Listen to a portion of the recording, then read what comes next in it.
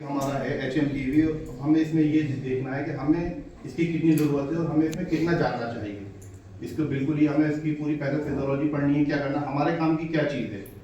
तो इसका जो एक थोड़ा सा इंट्रोडक्शन होगा, करंट सिनेरियो क्या चल रहा है, प्रैक्टिस में इसको हम क्या कर सकते हैं और कौन लोग इस पर रिस्क में हैं, डायग्नोसिस एंड टेस्टिंग में हम क्या करेंगे, ट्रीटमेंट मैनेजमेंट क्या है, और बेसिकली जो मेन चीज़ है कि प्रिकॉशनरी मेजर्स क्या है, लास्ट में इसका कंक्लूजन।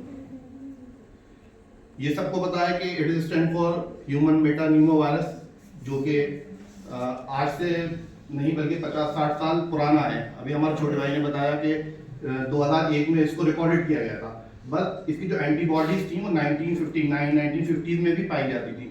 तो ये कोई नया वायरस नहीं है, ये बहुत पुराना वायरस है जो कि ज़्यादा कफ कोल्ड करता है, अपर रेस्पिरेटरी ट्रैक्ट इन्फेक्शन करता है और बहुत कॉमनली लोअर रेस्पिरेटरी ट्रैक्ट को ये इन्वॉल्वमेंट करता है।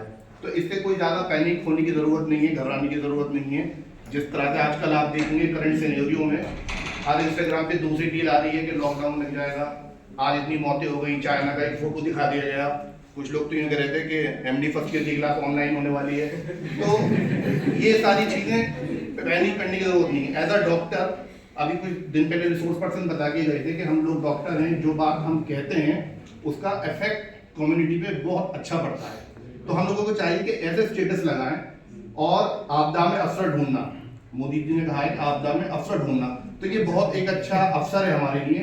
हमारे जो मुरक्कबात हैं, इम्यूनो मॉड्यूलेटेड ड्रग्स हैं, एंटीबायोटिक्स हैं, लव हैं, तो हम स्टेटस में उन चीज़ों को लगाएं कि ये इसके अंदर ये काम करेंगे और इससे ये चीज़ें हमें आगे चल के इन चीज़ों से हमें फायदा होगा, तो हमारी बात लोग सुनेंगे।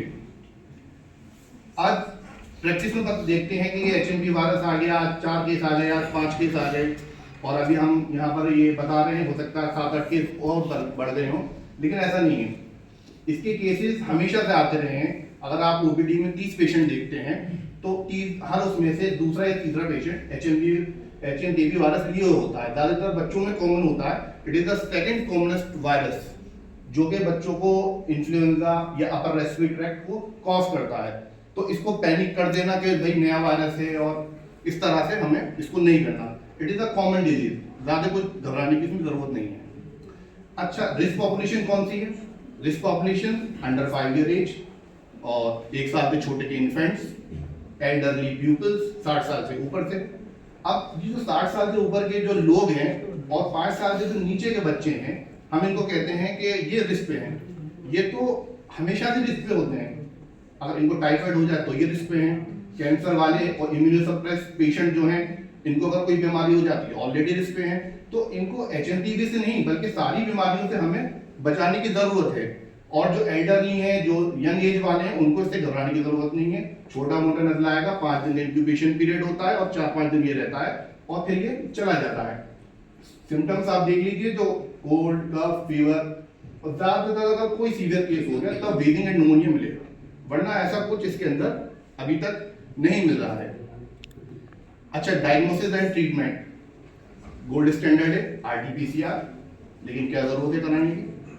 ना हमारे पास इसकी कोई ड्रग है, ना इसकी कोई डोज है। अब हमारे पास कोई हर क्लिनिक पे जाइए आप, बड़ी बड़ी एंटीबायोटिक लिख रहे हैं, क्या जरूरत है एंटीबायोटिक लिखने की? सपोर्टिव ट्रीटमेंट चाहिए। RT-PCR में मत कराइए, जरूरत नहीं है।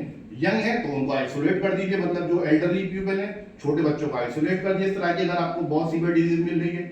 और अभी गवर्नमेंट का भी कोई ऐसा रूल नहीं है कि इसके लिए RT-PCR मस्ट करी जाए, जैसे कोरोना के लिए कर दी गई थी। तो ये कोरोना से बिल्कुल हटके डिजीज है। हो जाने के बाद रिकरेंस भी इसका है, म्यूटेट करता है वायरस। वायरस की मंशा कभी ये नहीं होती कि इंसान को वो मार दे। वायरस का एक ये होती है कि मैं अपनी जनसंख्या आगे को बढ़ाऊं, रेप्लिकेट करूं, वो एक बढ़ना चाहता है। अब मरीज कॉम्प्लिकेशन में आ जाता है तो वो एक अलग चीज है। तो RT-PCR मेरे हिसाब से तो कोई जरूरत नहीं है। अगर कोई पेशेंट आपको लगता है तो उसका सिम्टोमेटिक ट्रीटमेंट करके आइसोलेट करिए, फालतू में पैसा खर्च कराने की जरूरत नहीं है। General treatment, there is no specific treatment for this disease. कोई पूरी दुनिया में कोई ड्रग इसके लिए नहीं है। एंटीबायोटिक कितनी भी हैवी डोज दे दें कोई काम नहीं करेगी। एंटीवायरल अभी तक कोई बनी नहीं है। कोवैक्सीन और कोविशील्ड जो बनी थी, इस तरह की अभी तक कोई वैक्सीन मार्केट में नहीं आई है।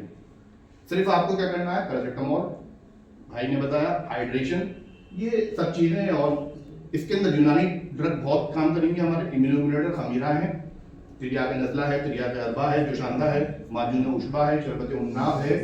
There are lot of drugs we can use in this disease. Special consideration हमें क्या लेनी है, हाई रिस्क पेशेंट जो है हमें, अगर उनको इस तरह की बीमारी मिलती है, लोअर ट्रैक उसमें इन्वॉल्व हो जाता है, तो उनको हॉस्पिटलाइजेशन करने की जरूरत होती है।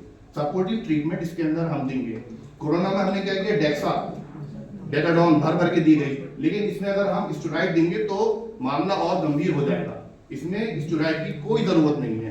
और जो लोग ऑलरेडी स्टेरॉइड पर हैं, जो इम्यूनोसप्रेसेंट हैं, जो HIV वाले हैं, उनमें अगर हम स्टेरॉइड की डोज हमें और कम करनी पड़ेगी, बढ़ानी नहीं पड़ेगी, कम करनी पड़ेगी। तो कोई जनरल प्रैक्टिस में ये ना सोचे कि कोरोना में तो स्टेरॉइड दी थी, इसमें भी मैं स्टेरॉइड देना शुरू कर दूं, तो it will cause complication. Preventive action वही है, maintain a good hygiene, hand washing, social distancing, mask लगाइए और हाई रिस्क लोगों को आइसोलेट करिए, छोटे बच्चों को आइसोलेट करिए। अगर और बड़े लोगों को कोई घबराने की भी इसके अंदर जरूरत नहीं है। कंक्लूजन क्या है कि HMPV जो है एक मैनेजेबल डिजीज है, एक बहुत नजला जुकाम में आएगा और चला जाएगा। अवेयरनेस की जरूरत है।